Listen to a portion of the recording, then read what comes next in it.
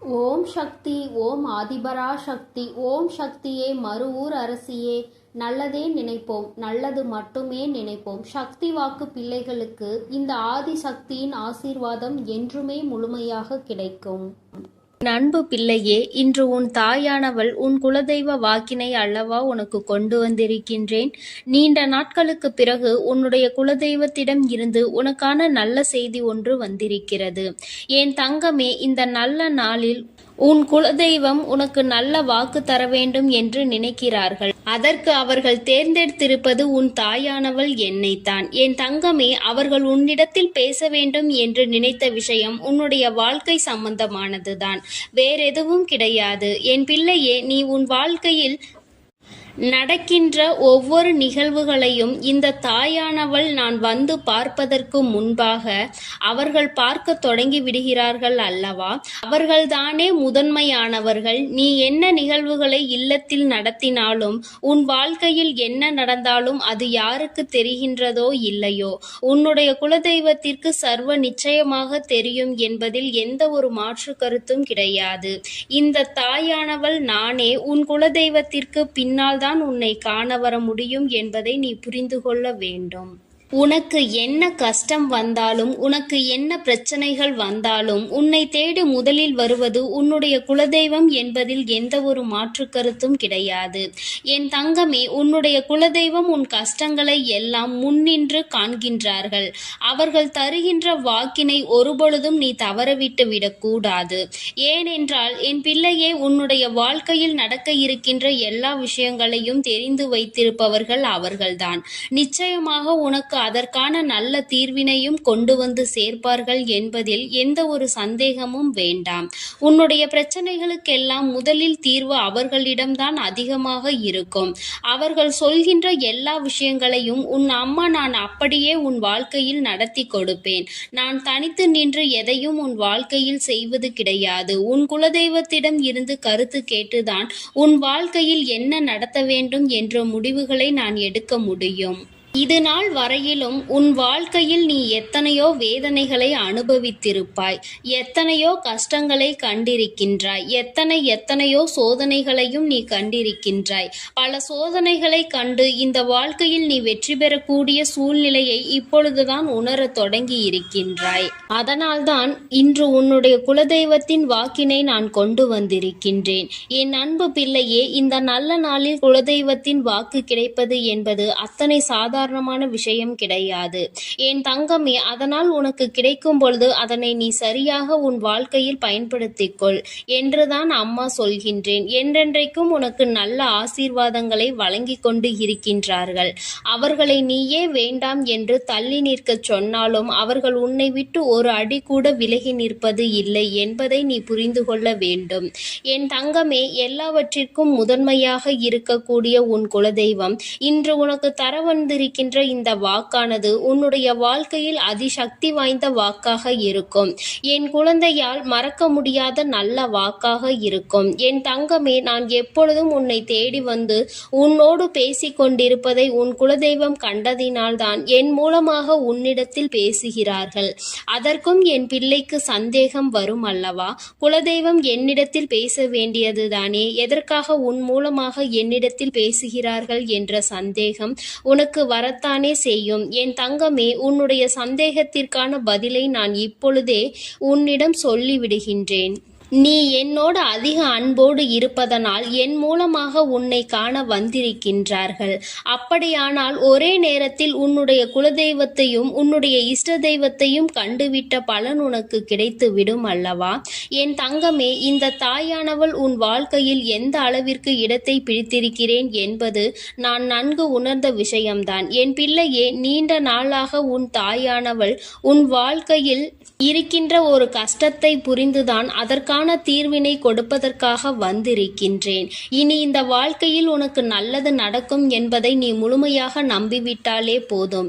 எல்லா கஷ்டங்களிலும் இருந்து உனக்கு நான் நிச்சயமாக ஒரு நல்ல நிலையை கொடுப்பேன். இதில் எந்த ஒரு மாற்று கருத்தும் கிடையாது. எல்லா சூழ்நிலைகளும் உன் வாழ்க்கையில் மாறிவிடும். குலதெய்வம் இன்று உனக்கு தருகின்ற வாக்கினை சரியாக கேட்டுக்கொள். அதை உன்னுடைய மனதிற்குள் நீ பதிய வைத்துக்கொள். என் குழந்தையே, உன் குலதெய்வம் உன்னிடத்தில் சொல்கின்ற முக்கிய முக்கியமான விஷயம், உன் வாழ்க்கையில் பல மாற்றங்கள் ஏற்பட போகிறது என்றுதான் சொல்கின்றார்கள். ஒரு கஷ்டத்தில் இருந்து நீ மீண்டு வரப் போகின்றாய். உன்னை கை நீட்டி பேசிய ஒருவர் உன்னிடத்தில் மன்னிப்பு கேட்கப் போகின்றார். உன் மனதினை காயப்படுத்திய ஒருவர் இன்று வேதனைப்பட்டு கொண்டிருக்கிறார். குலதெய்வத்தின் முன்னால் நின்று யாரெல்லாம் உன்னை சபித்தார்களோ அவர்கள் வாழ்க்கை கேள்விக்குறியாக மாறி நின்று கொண்டிருக்கிறது. இப்படி ஒவ்வொருவரும் அவர்கள் வாழ்க்கையில் செய்திருக்கின்ற விஷயங்களை கண்டு மனம் வேதனைப்பட போகின்றார்கள். உனக்கு வாழ்க்கையில் கஷ்டம் வந்துவிட்டது என்று எண்ணி வருத்தப்படாமல், என் பிள்ளையே, இனி உன் வாழ்க்கையில் நடப்பது எல்லாமே உன் சந்தோஷத்தை மட்டுமே அடிப்படையாக கொண்டது என்பதை நீ புரிந்து கொண்டால் போதும். என் பிள்ளையே, இந்த வாழ்க்கை உனக்கு கொடுத்தது எல்லாமே இனி உன்னுடைய மனநிலையில் சந்தோஷத்தை கொண்டு வந்து கொடுக்கும் என்பதை நீ புரிந்து கொண்டால் போதும். எல்லோரும் ஒரு நாள் இந்த தாயானவள் என்னுடைய வாழ்க்கையில் என்ன நடத்தி கொடுத்தாள் என்று நிச்சயமாக யோசிக்கின்றபடி உன் வாழ்க்கையில் அம்மா நிச்சயமாக நல்ல விஷயத்தை நடத்தி கொடுப்பேன் என்பதை நீ புரிந்து கொண்டால் போதும். இப்பொழுதெல்லாம் இந்த வாழ்க்கையில் நீ பட்ட கஷ்டங்களுக்காக வேதனைப்பட்டு நின்றாயோ, அந்த நேரத்தில் எல்லாம் உன் குலதெய்வமும் உன் தாயானவள் நானும் உன்னை காக்க வந்திருக்கிறோம் என்பதை ஒரு நாளும் நீ மறந்துவிடக் கூடாது.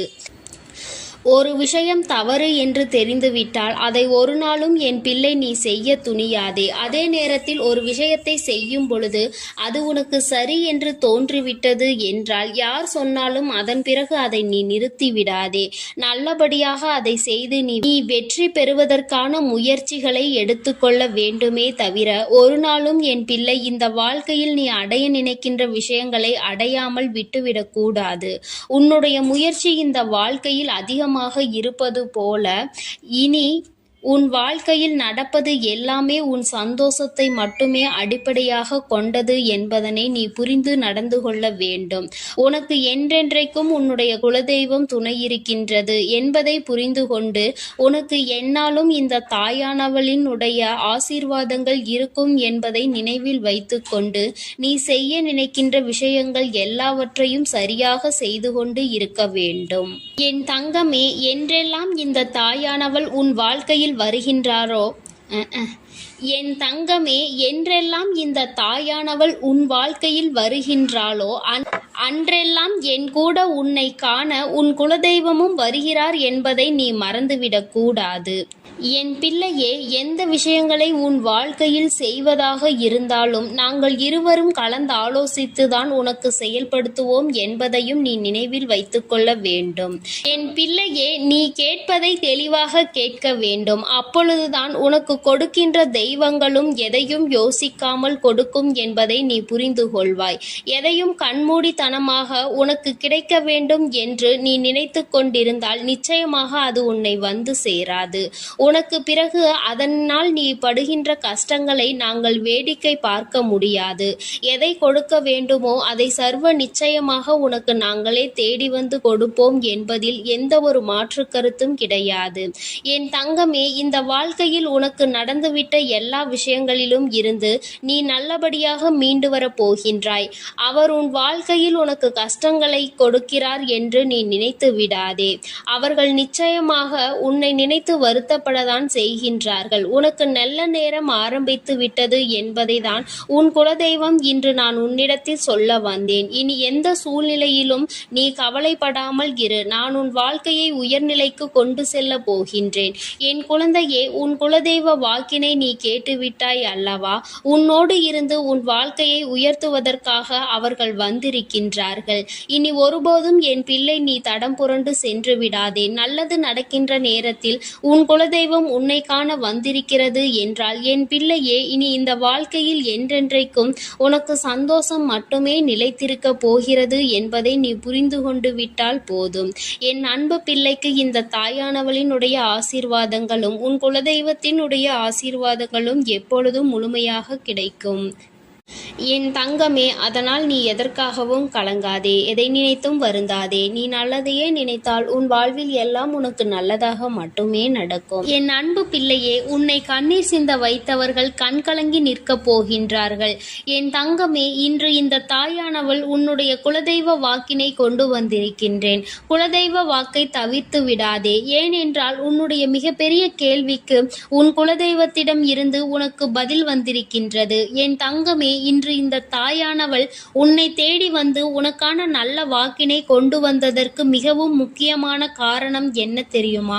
என் பிள்ளைக்கு மனதில் இருக்கின்ற ஒரு மிகப்பெரிய குழப்பத்திற்கு தீர்வினை கொண்டு வந்து சேர்க்க வேண்டும் என்பதுதான். நான் இங்கே கண்ணீர் சிந்துகிறேன், யாருக்கும் எந்த துரோகத்தையும் செய்யாமல். ஆனால் என்னை கண்ணீர் சிந்த வைத்தவர்கள், என்னை மனம் வருந்த வைத்தவர்கள் அங்கே நிம்மதியாக இருப்பதற்கு என்ன காரணம் தாயே என்று என் பிள்ளை நீ என்னை பார்த்து கேட்கின்றாய் அல்லவா? இந்த கேள்விக்கு உனக்கு நான் பதில் கொடுக்க வேண்டும் அல்லவா? என் குழந்தையே, நீ எத்தனையோ கண்ணீர் சிந்தினாய். சரி, நீ இப்படி கண்ணீர் சிந்துவதற்கு யார் காரணம் என்று ஒரு நொடி உணர்ந்து பார்த்தாயா? உண்மையாகவே நீ இப்பொழுது சிந்திய இந்த கண்ணீருக்கு அவர்கள் உண்மையில் தகுதியுடையவர்கள் தானா? அவர்கள் பேச்சுக்கு நீ மதிப்பு கொடுத்தது நியாயம்தானா என்பதை முதலில் நீ தெளிவாக புரிந்து கொண்டிருந்தால் உனக்கே பாதி பதில் அப்பொழுதே கிடைத்திருக்கும். சரி, அவர்கள் சொல்வதை சொல்லிவிட்டார்கள், நீயும் அழுவதை அழுது விட்டாய். இப்பொழுது உன் குலதெய்வம் இதற்கு பதில் சொல்ல வந்ததற்கு காரணம் என்ன தெரியுமா? இது உன் குலதெய்வத்தின் வார்த்தைகளுக்கு உன் வாழ்க்கையில் இடம் கொடுக்க வேண்டிய காரியமாக மாறிவிட்டது. ஏனென்றால் இந்த பிரச்சனைகள் உன் குலத்தில் இருக்கின்ற பிள்ளைகளுக்கு இடையே ஆனது. குலதெய்வம் 2 பேருக்குமே தெய்வமாக உனக்கு இருக்கலாம், அவர்களுக்கு இல்லாமலும் போகலாம். ஆனால் உன் குலதெய்வம் அப்படி அல்ல. இருவருக்குமே உன் குலதெய்வம் ஒன்று என்பதனால் இப்பொழுது அவர்கள் இதற்கு பதில் தர வேண்டிய கட்டாயம் வந்துவிட்டது. நீ சிந்திய கண்ணீர் அவர்கள் மனதை அல்லவா ரணமாக்கிவிட்டது. நீ தேவையோடுதான் கண்ணீர் சிந்தினாய், தேவையில்லாமல் கண்ணீர் சிந்தவில்லை. இதுவெல்லாம் அவர்களுக்கு நன்றாக தெரியும். என் குழந்தையே, நீ தவறுகள் செய்திருந்தாலும் சரி, தவறுகள் செய்யாவிட்டாலும் சரி, அதற்கு என்ன விஷயங்கள் என்ன காரணங்களாக உன் வாழ்க்கையில் வந்தாலும் அதை நீ சரியான கோணத்தில் எதிர்கொண்டு இருக்க வேண்டுமே தவிர ஒருபொழுதும் அழுது உன்னுடைய நிலையில் இருந்து நீ இறங்கி வந்திருக்க கூடாது. என் குழந்தையே, நீயாகவே உன்னுடைய நிலையில் இருந்து இறங்கி வந்ததனால் இன்று உனக்கு இருக்கின்ற கஷ்டங்கள் ஏராளமாகிவிட்டது. நீ இந்த நிலையில் இருக்க வேண்டும் என்று எண்ணி அவர்கள் இந்த காரியங்களை செய்தார்கள். இப்பொழுது சந்தோஷமாக அவர்கள் இருக்கின்றார்கள். அவர்களுக்கு சந்தோஷத்தை கொடுத்துவிட்டு நீ இங்கே வேதனைப்பட்டு கொண்டிருக்கிறாய் என்றுதான் உன்னுடைய குலதெய்வம் சொல்கின்றார்கள். அது மட்டும் அல்லாமல் நீ இன்னமும் சில செயல்களை வேண்டாதவைகளாக செய்து கொண்டிருக்கிறாய் என்று அவர்கள் மனம் வருத்தப்படுகின்றார்கள். யாருக்கு என்ன பிரச்சனை என்றாலும் அதை இழுத்து உன் தலையில் போட்டுக்கொள்வதே மிகப்பெரிய வேதனைக்குரிய செயலாகும். அவர்கள் நினைக்கின்றார்கள், அடுத்தவர்கள் படுகின்ற கஷ்டங்களை பார்த்து மனம் இறங்குவதில் தவறில்லை. அதற்கு அவர்கள் உன்னிடத்தில் உதவிகள் கேட்டால் மட்டும்தானே செய்து கொடுக்க வேண்டும். மாறாக நீயாகவே உள்ளே நுழைந்து அவர்களுக்கு உதவுகிறேன் என்று சொல்லிவிட்டு நாளை உன்னுடைய கஷ்டங்களுக்கு யாரும் உனக்கு உதவிக்கு வராமல் நீ நிற்கும் பொழுது அது எத்தனை பெரிய வேதனையாக இருக்கும் என்பதை உன்னால் புரிந்து கொள்ள முடியும்.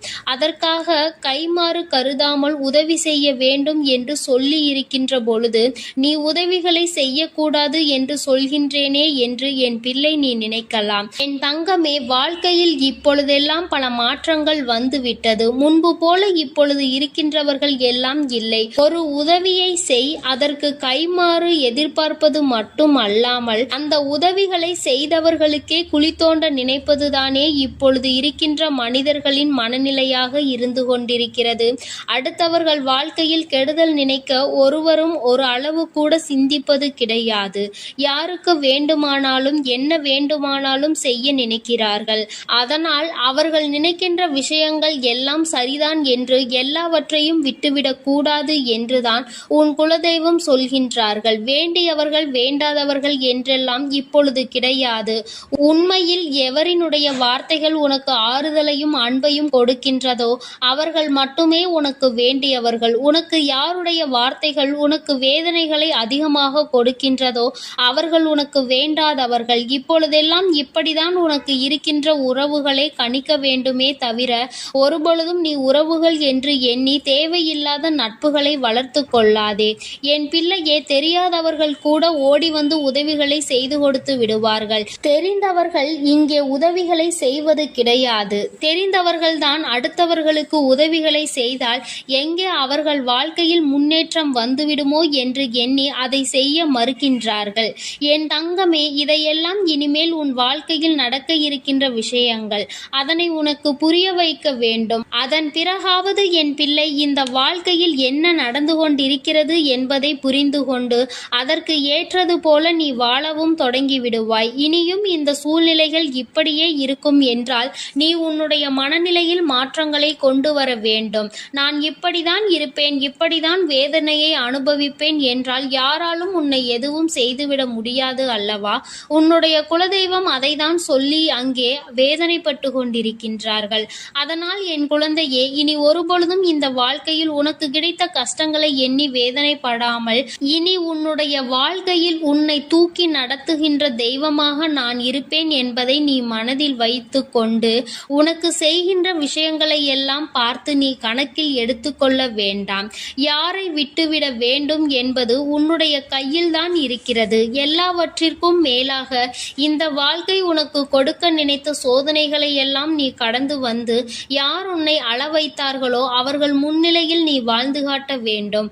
உன் குலதெய்வம் இன்னொன்றையும் சொல்லி இருக்கின்றார்கள். உன்னை கண்ணீர் சிந்த வைத்தவர்கள் அங்கே மிகுந்த மனவேதனைக்கு ஆளாகி நிற்கப் போகின்றார்கள். அடுத்தவர்களுக்கு வேதனையை கொடுப்பதற்கு முன்பாக சற்று சிந்தித்து இருந்தால் இன்று அவர்கள் நல்ல நிலைக்கு வந்திருப்பார்கள். ஆனால் அவர்கள் இன்று உன் குலதெய்வத்தின் கையால் தண்டனை பெறுவதற்கு தயாராக நிற்கின்றார்கள். இனியாவது இந்த வாழ்க்கையை பற்றிய கவலை மற்றவர்கள் மீது செலுத்தாமல் உனக்கு நல்லபடியாக இருக்கும் என்பதை நீ மனதார நம்பிவிட்டால் போதும். எப்பொழுதுமே உனக்கு மன நிம்மதி கிடைக்கும். உன் குலதெய்வம் உனக்கு துணையாக இருக்கின்றது. உன் குலத்தில் இருக்கின்றவர்கள் தானே என்று அவர்கள் யாரையும் விட்டுவிடுவதில்லை. அவர்கள் தவறு செய்கின்றவர்களுக்கு தண்டனை என்ற ஒன்று எப்பொழுதும் கிடைத்தே தீரும் என்றுதான் சொல்கின்றார்கள். அந்த தண்டனையை அவர்கள் இந்த வாழ்க்கையில் அனுபவித்தே தீருவார்கள் என்பதிலும் எந்த மாற்று கருத்தும் கிடையாது. எதுவாக இருந்தாலும் இல்லையே, நீ மட்டும் மனதார எந்த துரோகத்தையும் செய்து விடாதே. இனி இந்த வாழ்க்கை உனக்கு நல்லதை கொடுக்க வேண்டும் என்றால் கெட்ட மனிதர்களிடம் இருந்து சற்று ஒதுங்கி இருக்க பழகிக்கொள். அவர்களை பற்றி தெளிவாக புரிந்து கொண்டு அவசரப்பட்டு நீ அழுது உன்னுடைய பலவீனத்தால் உன் சந்தோஷத்தை நீயே இழந்து விடாதே. என் அன்பு பிள்ளைக்கு இந்த தாயானவளினுடைய ஆசீர்வாதங்களும் உன் குலதெய்வத்தினுடைய ஆசீர்வாதங்களும் எப்பொழுதும் முழுமையாக கிடைக்கும். என் தங்கமே, அதனால் நீ எதற்காகவும் கலங்காதே, எதை நினைத்தும் வருந்தாதே. நீ நல்லதையே நினைத்தால் உன் வாழ்வில் எல்லாம் உனக்கு நல்லதாக மட்டுமே நடக்கும். என் அன்பு பிள்ளையே, இன்று உன்னுடைய குலதெய்வத்திடம் இருந்து ஒரு முக்கியமான செய்தியோடு வந்திருக்கிறேன். அவர் உன்னுடைய வாழ்க்கை சம்பந்தமான ஒரு செய்தியினை தான் கொண்டு வந்திருக்கிறார். என் தங்கமே, என் மூலமாக அதனை உனக்கு தெரிவிக்க வேண்டும் என்று அவர்கள் ஆசைப்படுகின்றார்கள். ஏனென்றால் இந்த வராகியாகிய என்னுடைய ஆசீர்வாதங்களும் என்னுடைய உதவியும் சேர்ந்து உனக்கு கிடைக்க வேண்டும் என்று அவர்கள் நினைக்கின்றார்கள். அதனால்தான் என் மூலமாக உனக்கு அதனை தெரிவிக்க நினைக்கின்றார்கள். என் குழந்தையே, உன்னுடைய வாழ்க்கை இன்றிருக்கின்ற சூழ்நிலையை பார்த்து அவர்கள் மிகுந்த மனவேதனை அடைகின்றார்கள். ஏனென்றால் தேவையில்லாத அர்த்தமில்லாத கோபங்களினால் உன்னுடைய வாழ்க்கை இன்று தலைகீழாக மாறி கிடக்கின்றது.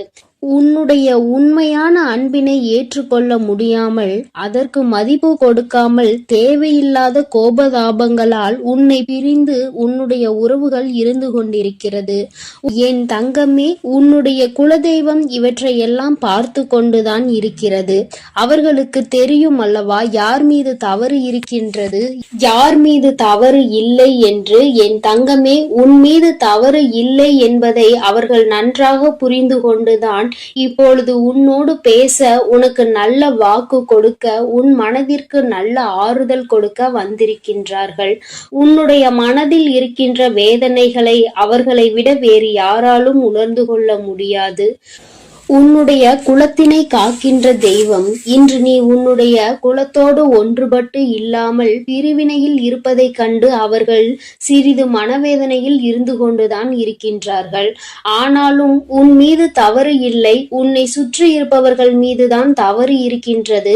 நயவஞ்சகத்தால் உன்னை வீழ்த்த நினைத்தவர்களை தான் நீ விட்டு பிரிந்திருக்கிறாய் என்பதும் அவர்களுக்கு நன்றாக தெரியும். அதனால்தான் அந்த நயவஞ்சகர்களை விட்டுவிட்டு உன்னிடம் பேசுவதற்காக ஆசைப்படுகின்றார்கள். என் குழந்தையே, அவர்கள் சொன்னதை நான் உன்னிடம் சொல்கிறேன், கேள். என் பிள்ளையே, நீ உன்னுடைய வாழ்க்கையை நல்லபடியாக இந்த தாய் நான் உன்னுடைய குலதெய்வம் அமைத்து கொடுத்தபடி தான் வாழ வேண்டும் என்று ஆசைப்படுகின்றாய். ஆனால் உன்னை சுற்றி இருப்பவர்கள் உன்னை வாழ விடாமல் தடை செய்து கொண்டிருக்கின்றார்கள். நீ என்ன செய்தாலும் உனக்கு இடைஞ்சல்கள் தான் கொடுத்து கொண்டிருக்கின்றார்கள்.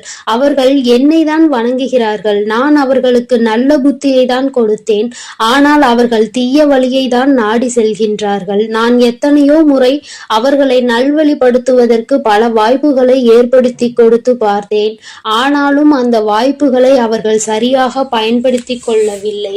நீ என்ன சொல்வது, நான் என்ன கேட்பது என்பது போல நடந்து கொண்டிருக்கின்றார்கள். என் தங்கமே, உன்னுடைய குலதெய்வம் எனக்கே அவர்கள் இத்தனை மரியாதை தான் வைத்திருக்கிறார்கள் என்றால் உன்னை அவர்கள் எந்த அளவிற்கு நடத்துவார்கள் என்று எனக்கு புரிந்து கொள்ள முடிகிறது. அவர்களினுடைய மனநிலை, அவர்களினுடைய போக்கு எதுவும் உன் தாயானவள் எனக்கு பிடிக்கவில்லை. நான் அவர்களுக்கு கொடுத்த வாய்ப்பினை அவர்கள் தவற விட்டு விட்டார்கள். இனிமேல் நான் உன் குலத்தை காக்கின்ற தெய்வமான அவர்களுக்கான தண்டனையை நான் கொடுக்க வேண்டியதாக இருக்கின்றது. நான் சில தண்டனைகளை மறைமுகமாக கொடுத்து பார்த்தேன். ஆனால் அந்த தண்டனையை அவர்கள் கொஞ்சம் கூட மதிக்கவும் இல்லை. அந்த தவறுகளை திரும்ப திரும்ப செய்து கொண்டேதான் இருக்கின்றார்கள். அவர்கள் என்னவோ அவர்களுக்கு நடந்ததெல்லாம் ஒரு பெரிய விஷயமாக தெரியாதது போல நடந்து கொண்டு திரிகின்றார்கள். என் தங்கமே, நீ வேதனைப்படாதே. உன்னை சுற்றி உன்னை காயப்படுத்துபவர்களுக்கானது இனிமேல் அவர்கள் கைகளில் வந்து சேரும். நீ நன்றாக இருக்க மாட்டாய் என்று சொன்ன வாய் அவர்களே அழிக்கப் போகின்றார்கள். என் தங்கமே, நீ நினைக்கலாம் நம் குலதெய்வம் அவர்களுக்கு இது போன்ற வழிகளை செய்யக்கூடாது, அவர்களுக்கு இது போன்ற காயத்தினை ஏற்படுத்தக்கூடாது என்று நீ நினைக்கின்றாய். ஏனென்றால் உன்னுடைய மனது அத்தகைய நல்ல மனதல்லவா? எல்லோருக்குமே நல்லதை மட்டுமே செய்ய வேண்டும் என்று நினைத்தாய் அல்லவா? நீ நினைத்ததன் பலன்தான் இன்று அனுபவித்துக் கொண்டிருக்கிறாய். ஆனால் நீ நினைத்தது யாருக்காக என்பதை ஒரு முறை சிந்தித்திருக்க வேண்டும். நயவஞ்சக கூட்டம் சூழ்ச்சிகளினால் மற்றவர்களை வீழ்த்தி விடலாம் என்று நினைக்கின்ற கூட்டம் எத்தனை கஷ்டங்கள் எத்தனை சோதனைகளை கொடுத்தாலும் அதிலும் திருந்தாத கூட்டம். அவர்களுக்காக அல்லவா நீ உதவிகளை செய்ய நினைக்கின்றாய்? அவர்களுக்காகத்தானே இப்போது இறக்கப்படுகின்றாய்? நீ செய்த நன்றியை ஒரு சிறிதளவு கூட மதிக்காதவர்கள் நீ செய்த உதவியை ஒரு சிறு துளியேனும் மதிக்காமல் உனக்கு ஒரு சிறு துளி கூட நன்றி என்கின்ற உணர்வினை காட்டாமல் இருக்கின்றார்கள். எத்தனை செய்தாலும் இனியும் அவர்களுக்கு அந்த நன்றி இருக்க போவதில்லை. எதிர்பார்ப்பதும் தவறான விஷயம். ஏனென்றால் அவர்களுக்கு மனித குணம் என்பது இல்லாமல் போய்விட்டது. அவர்கள் தீய சக்தியின் பிடியில் இருந்து கொண்டிருக்கின்றார்கள். அதனால் அவர்களை தீய சக்தியின் பிடியில் இருந்து மீட்டெடுப்பதோடு மட்டுமல்லாமல் நல்ல பாடத்தினை புகட்ட வேண்டுவது உன்னுடைய குலதெய்வத்தினுடைய கடமையாக இருக்கின்றது. என் தங்கமே, நீ வேதனைப்படாதே. உன் வாழ்க்கை சில சமயங்களில் உனக்கு பிரச்சனைகளை தரும் பொழுதெல்லாம் நீ நினைக்கின்றாய், அவர்கள் விட்ட சாபமாக இருக்குமோ, நம்மை சுற்றி சுற்றி நமக்கு செய்ய நினைத்த தீய வினைகளாக இருக்கும் என்று. என் தங்கமே, நிச்சயமாக அவர்களின் சாபங்களோ அவர்கள் தீய வினைகளும் ஒருபோதும் உன் வாழ்க்கையில் பலிக்காது. இதுவரை பலிக்கவும் இல்லை. உன்னுடைய வாழ்க்கையில் நடந்து கொண்டிருக்கின்ற பிரச்சனைகளுக்கு உன்னோடு இருப்பவர்களே காரணமாக இருக்கின்றார்கள். அர்த்தமற்ற கோபங்கள், தேவையில்லாமல் மற்றவர்களின் பேச்சை கேட்பது, இது போன்ற செயல்களால் உன்னுடைய உண்மையான அன்பினை வெறுத்து ஒதுக்கி இப்பொழுது வாழ வழியில்லாமல் தவித்து நின்று கொண்டிருக்கிறார்கள். உன்னை பிரிந்தவர்கள் நன்றாக இருக்கின்றார்கள் என்று நீ ஒருபோதும் எண்ணி விடாதே. நான் என் குழந்தையை வேதனைப்படுத்தியவர்களுக்கு நிச்சயமாக சந்தோஷத்தினை ஒருபோதும் வழங்கிவிட மாட்டேன். அது எத்தனை பெரிய தவறு என்பதை அவர்கள் நிச்சயமாக உணரும் வரை இந்த தாயானவள் அவர்களுக்கு பாடத்தினை புகட்டி கொண்டுதான் இருப்பேன். என் குழந்தையே, உன்னுடைய குலதெய்வமான நான் இனிமேல் உன் வாழ்க்கையில் நடக்கின்ற பல நல்ல நிகழ்வுகளுக்கு பொறுப்பெடுத்துக் கொள்கிறேன். நீ சந்தோஷமான மனநிலைக்கு மாறப் போகின்றாய். உனக்கு தீங்கு செய்ய நினைத்தவர்கள் அதற்கான பலனை அனுபவிக்க போகின்றார்கள். உன்னை விட்டு பிரிந்த வாழ்க்கை மீண்டும் உன்னிடமே வந்து சேரப் போகின்றது. நீ உனக்கு யாரெல்லாம் நல்லது செய்யவில்லை, உன்னை பழிவாங்க வேண்டும் என்று நினைத்தார்கள், உனக்கு தீங்கு செய்ய வேண்டும் என்று நினைத்தார்கள் என்று நினைக்கிறாயோ, அவர்களை எல்லாம் நினைப்பதை முதலில் நிறுத்திவிடு. அவர்களை எல்லாம் ஒரு ஆளாக நீ மதிக்கவே வேண்டிய அவசியம் இல்லை. உன் முன்னால் வந்து நின்றால் கூட யாரோ என்று கடந்து சென்று கொண்டே இரு. ஒருபோதும் அவர்களினுடைய உறவை நீ ஒட்டிக்கொள்ள வேண்டும் என்று நினைக்க தேவையில்லை. இந்த உறவு உன் வாழ்க்கை முழுவதும் தொடரப்போவதும் இல்லை. நிச்சயமாக ஏதாவது ஒரு இக்கட்டான கட்டத்தில் உன்னை யாரென்று தெரியாதது போல நடந்து கொள்வார்கள். நிறைய அதற்கான வாய்ப்புகள் இருக்கின்றது. இன்றிருக்கின்ற மனிதர்களின் மனநிலை எல்லாம் அப்படிதான் இருக்கிறது. எல்லாம் தனக்கு மட்டும்தான், வேறு யாருக்கும் எதுவும் கொடுக்க கூடாது என்ற எண்ணம் அவர்களுக்குள் இருக்கும் வரை அவர்கள் வாழ்க்கையில் ஒருபோதும் எந்த ஒரு முன்னேற்றத்தையும் கண்டுவிட முடியாது. என் குழந்தைகளை நான் என்னுடைய குடும்பம் ஒற்றுமையாக இருக்க வேண்டும் என்றுதான் ஆசைப்பட்டேன். ஆனால் அதில் இது போன்ற நயவஞ்சகர்கள் இருக்கும் பொழுது நானே ஒற்றுமையாக இருப்பதே எப்படி என்று யோசிக்க ஆரம்பித்து விட்டேன். இது போன்ற நயவஞ்சகர்களின் பிடியில் என்னுடைய குழந்தை சிக்காமல் இருப்பதே நல்லது என்பதை உணர்ந்து கொண்டேன். எனக்கு என்ன கஷ்டம் வந்தாலும் என்னுடைய குலதெய்வம் என்னை கைவிடாது, என்னை நிச்சயமாக காப்பாற்றும் என்று நீ நல்ல எண்ணத்தோடு நினைக்கின்றாய் அல்லவா? நிச்சயமாக உன்னை ஒருபோதும் நான் கைவிட மாட்டேன். அதே சமயத்தில் உன் குடும்பத்திலேயே இருப்பவரே அவருக்கு நல்லது செய்வேன் என்று நினைத்து கொண்டு அவர் மனதில் எந்த ஒரு நல்ல எண்ணங்களும் இல்லாமல், நேர்மை என்பது துளி கூட இல்லாமல் செயல்களை செய்து கொண்டு இருக்கும் பொழுது ஒருபோதும் என்னுடைய ஆசிகள் அவர்களுக்கு கிடைக்காது. என் தங்கமே, உன்னுடைய குலதெய்வத்தினை வாக்கினை கேட்டாய் அல்லவா? ஒருபோதும் உனக்கு நயவஞ்சகத்தை செய்பவர்கள், உனக்கு துரோகத்தை செய்ய நினைப்பவர்களுக்கு அவர்கள் ஒருபோதும் துணை போகவும் மாட்டார்கள்.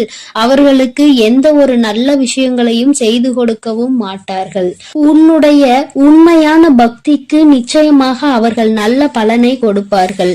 அதனால் நீ துரோகிகளை நினைத்து வருத்தப்படாதே, அவர்களை நினைத்து வேதனைப்படாதே. என்ன வேண்டுமானாலும் அவர்கள் செய்துவிட்டு போகட்டும். உன்னுடைய குலதெய்வத்தோடு இந்த வராகியும் உனக்காக எப்பொழுதும் நிற்கும் பொழுது நீ எதற்காகவும் வருந்தக்கூடாது. அவரவர் செய்கின்ற காரியங்களுக்கான பலனை நிச்சயமாக அவரவர்களே அனுபவிப்பார்கள். அவை எல்லாம் இனி உன் கண்முன்னே நிகழும் என்பதில் எந்த ஒரு மாற்று கருத்தும் கிடையாது. தன்னுடைய வினையை தானே சுமந்துவிட்டு செல்லட்டும். நீ இது போன்ற மனிதர்கள் இடையே ஒருபோதும் பழக்கத்தை வைத்துக் கொள்ள வேண்டாம். இனியும் இந்த நட்பு தொடருவதனால் எந்த ஒரு பயனும் இல்லை என் செல்ல குழந்தையே. அதனால் நீ கவனமாக இரு. நானும் உன் குலதெய்வமும் எப்போதும் உன்னோடே இருக்கிறோம். நீ எதற்காகவும் கலங்கி நிற்க வேண்டாம். நான் உங்களோடு இருந்து உங்களை எப்பொழுதும் வழிநடத்தி சென்று கொண்டேதான் இருக்கிறோம். என் அன்பு குழந்தைக்கு இந்த ஆதிபராசக்தியின் அன்பும் ஆசீர்வாதமும் முழுவதுமாக கிடைக்கும். ஓம் சக்தி, ஓம் ஆதிபராசக்தி.